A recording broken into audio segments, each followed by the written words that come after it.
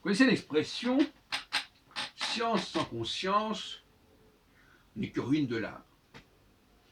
Et qu'est-ce qu'elle veut dire, cette expression?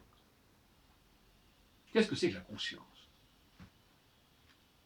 Eh bien, je proposerai ma définition, ici, à savoir que la conscience, c'est ce que je constate, ce que je vois, ce qui m'est présenté.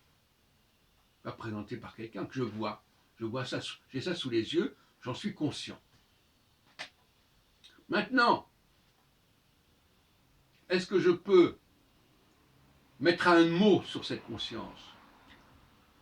Est-ce que je peux expliquer cette conscience? Là, je déborde, je bascule vers la science. La science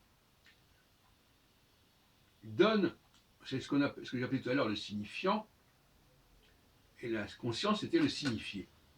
Je suis conscient d'un signifié, mais j'ai besoin éventuellement d'un signifiant pour définir ce dont j'ai conscience. Et encore, c'est même pas du tout certain. Donc, la conscience peut faire appel à la science. Et est-ce que la science fait nécessairement appel à la conscience? D'où cette fameuse formule que j'ai citée au tout début. Dans bien des cas, on a l'impression que on peut tenir des discours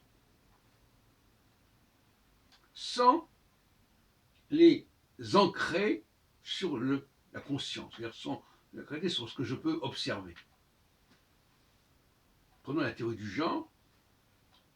Je tiens un discours scientifique, sociologique sur le genre, qui est décalé totalement par rapport à ma conscience de ce que je vois autour de moi, entre les hommes et les femmes.